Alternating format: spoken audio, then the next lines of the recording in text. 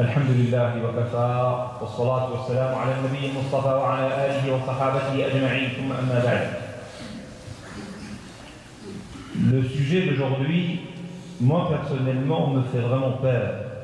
Me fait peur parce que est-ce que je suis à la hauteur, de cet exercice d'être au service de mes parents et surtout ma mère.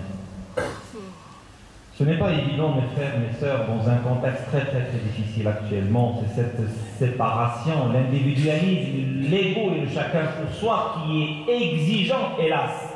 Exigeant. Si on ne lutte, si on n'est pas vraiment dans une grande persévérance, on peut vraiment trahir ces principes que l'enseignement religieux à chaque instant. Allah subhanahu wa ta'ala commande avec fermeté d'être au service de tes parents.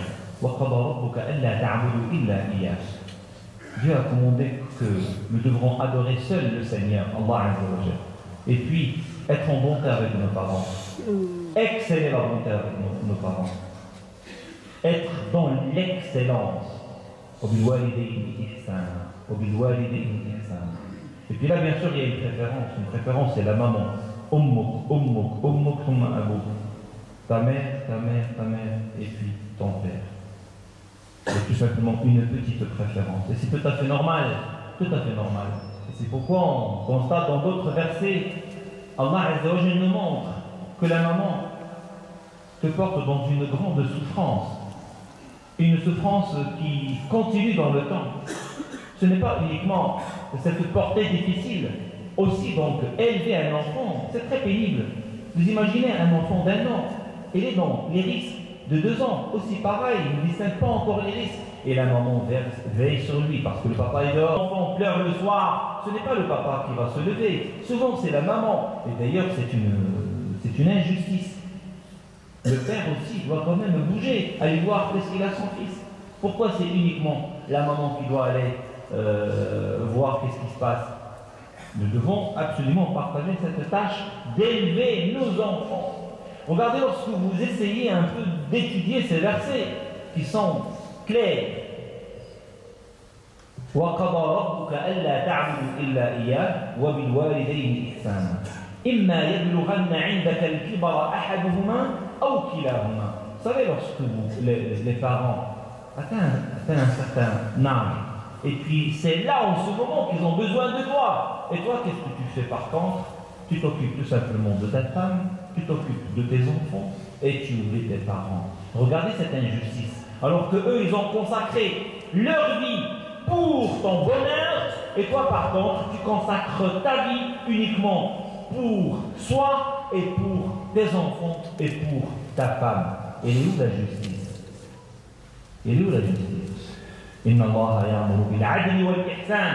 Allah Azza wa Jalla recommande la justice, la bonté. Wa ita'i dhil qurba, et puis être bien avec tes proches.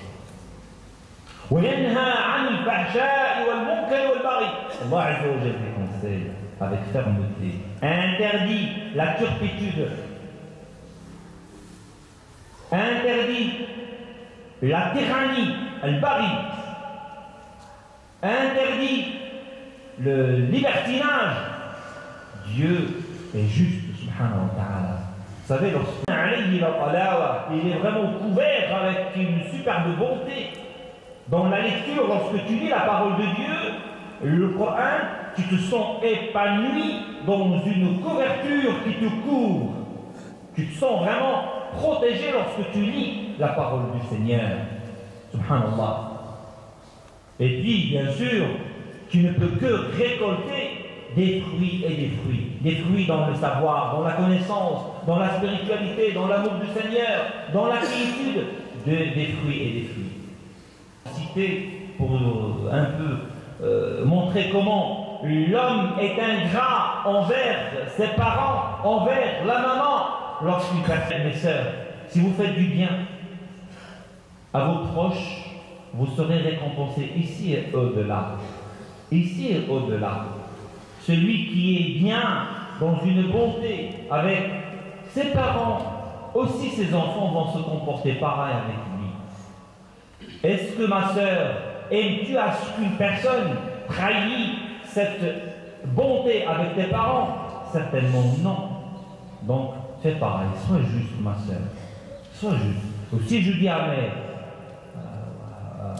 au mari, donc faites aussi pareil lorsque vous êtes toujours au service, souvent, de ta maman ou de ton père. C'est aussi que ton épouse, ta femme aussi a une maman. Il a aussi un papa. Bon, et souvent, ils sont dans le besoin. Pense aussi à eux. Tu n'as pas besoin. Tu sais que c'est aussi, ce sont tes parents. Ce sont tes parents.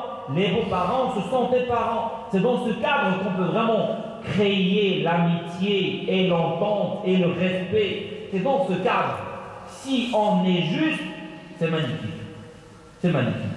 Vous savez, donc, je disais tout à l'heure un exemple qui est vraiment terrifiant, une personne qui entre, et c'était la veille de l'Eid, de la fête, et puis qui entre avec sa femme, et puis qui achète pas mal de bijoux pour à peu près. La maman était présente, puis il n'a pas pensé à sa mère. Il était dans l'oubli, le pauvre. Il n'a pas pensé que maman aussi a besoin de quelque chose. Il n'a pas pensé. Et c'est la maman qui va réagir en achetant pour 50, pour on va dire 5 euros ou 10 euros, une bague ou quelque chose d'argent. Et quand même, le fils n'a pas accepté. Il lui dit, mais il n'a pas besoin, il est âgé. Regardez un peu comment on peut sous-estimer le besoin de nos parents. Vous savez, il y a une personne tout simplement qui voulait tester son fils. Il voulait tester un peu son fils. Il veut lui donner une leçon magnifique. Et il lui dit que j'ai besoin de... Ah ben il est allé acheter du poids. Il dit non, c'est pas ça, j'aime pas ça. Je veux mieux. Et il revient, il va lui acheter quelque chose de mieux, plus cher. Non, c'est pas bon. C'est pas bon, j'aimerais mieux. 3 ou 4 fois chaque fois, il refuse. Il dit mais attends, mon père, là tu exagères. Ça suffit. C'est le fils qui dit ça à son père. Il lui dit écoute, j'aimerais tout simplement te passer une leçon. Tu as fait pire lorsque tu étais petit. À chaque fois que je te ramène, tu jettes. À chaque fois que je te ramène, tu jettes. À chaque fois que je te ramène, tu jettes. Et là, regardez, toujours je te supportais. Je t'ai jamais mis dehors, je t'ai supporté. Et regarde, 2 ou 3 fois, ça t'a vraiment déclaré les colères en toi. Voilà. Pour dire que ils nous ont supportés. Ils nous ont supportés. Regardez le sevrage, comment il est difficile. Le sevrage, c'était vraiment quelque chose de très très pénible. Pour arrêter l'allaitement à un enfant, c'est incroyable. Et là, vous savez que nous étions attachés au sein de maman. Et comment, quel attachement! Et dès qu'on est grand, au contraire, on rejette nos parents, on n'a pas besoin d'eux. Et nuit notre vie. Quel chagrin, quel chagrin. Souvent, ce sont donc des maisons de retraite, ainsi de suite. Prenez soin de vos parents. Les parents, c'est une lumière. Leur existence, c'est une lumière. Vous savez, lorsque vous avez un enfant, vous recevez un enfant, c'est un don du Seigneur. Pensez très très bien que c'est grâce à tes parents. N'oublie pas cela. C'est grâce à tes parents. Celui qui ne rend pas grâce aux gens ne peut rendre grâce au Seigneur. Celui qui ne rend pas grâce à ses parents, il ne peut rendre grâce à Allah, le créateur de ses parents. Ne soyez pas ingrats envers vos parents. Ouais al-Qarni, un des pieux, Omar al-Khattab, Ali ibn Abi Talib, un des éminents, vous savez qui sont Omar, vous savez qui c'est Ali ibn Abi Talib. Et pourtant, le prophète sallallahu alayhi wa sallam leur a recommandé en leur disant cherchez un homme qui s'appelait Ouais ibn Amir. Cherchez-le. Et il est Qarni. Qarn, c'est une région au Yémen. Cherchez-le. Et dès que vous aurez l'occasion de discuter avec, demandez-lui le pardon. Qu'il demande le pardon auprès du Seigneur pour vous. Omar al-Khattab, vous imaginez Ali ibn Abi Talib qui va demander quelqu'un, subhanallah, le pardon. La ilaha illallah. Oui, mais pourquoi tout cela?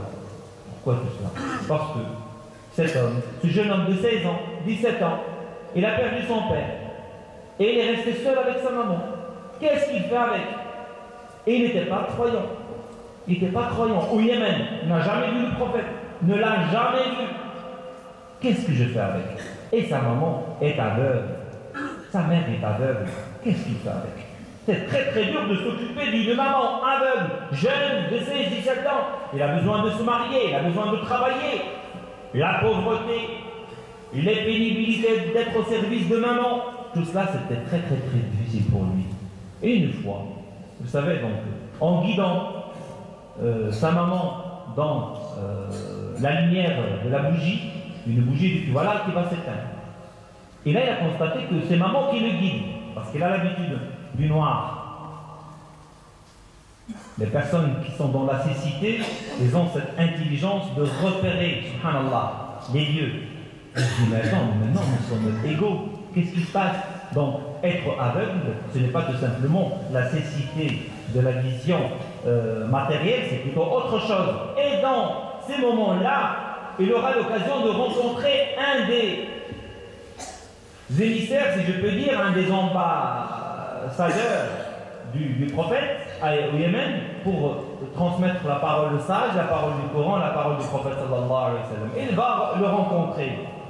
Et puis il va lui réciter que seul celui qui reçoit la lumière de Dieu va être guidé. La lumière de Dieu, c'est quoi la lumière de Dieu? Mais là il a compris qu'il y a une lumière autre que la lumière visible qu'on est en train d'utiliser pour vous distinguer en ce moment. Il y a une autre lumière. C'est quoi cette lumière? C'est la lumière du cœur.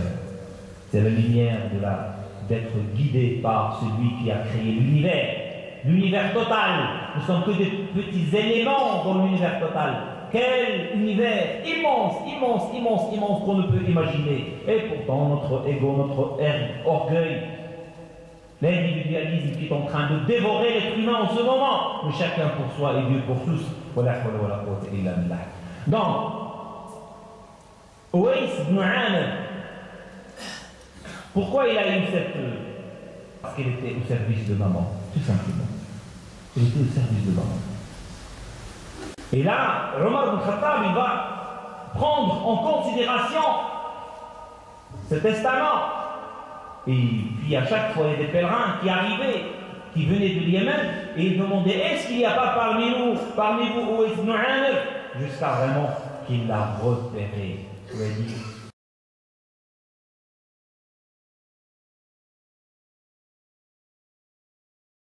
est-ce que tu peux demander au Seigneur pour moi le pardon? Subhanallah.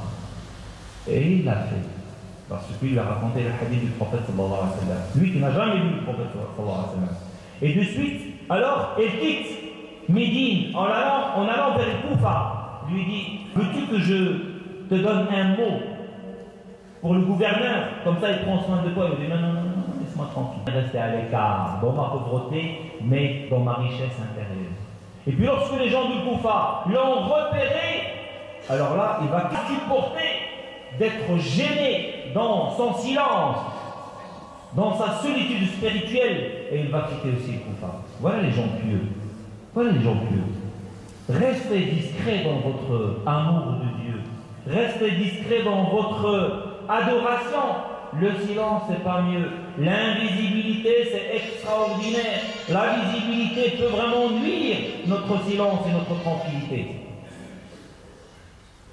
Vous savez, mes frères, mes sœurs, vos parents, vous savez, donc, il y avait un écrivain qui essaie simplement de donner un exemple, caricaturer un exemple, concret d'ailleurs. Vous savez, quelqu'un qui était ingrat avec son père, vraiment méchant avec son père, et puis le petit-fils regarde. Son fils, ça veut dire, il regarde le comportement de son père envers son grand-père. Et puis voilà, il dit à son père, s'il te plaît, tu dois absolument me laisser tranquille avec mon épouse et avec ma famille, tu dois quitter ma maison. Ah bon? Et tu peux prendre cette couverture. Il lui donne une couverture. Et vous savez, le petit-fils lui dit, papa, ne lui donne pas la couverture toute entière, donne-lui que la moitié. Comment? Donne-lui que la moitié. Mais pourquoi? La moitié, je la laisserai pour toi. La moitié, je la laisserai pour toi. اعمل ما شئت كما تدين تدان. اعمل ما شئت كما تدين تدان. Sois sûr, mon frère.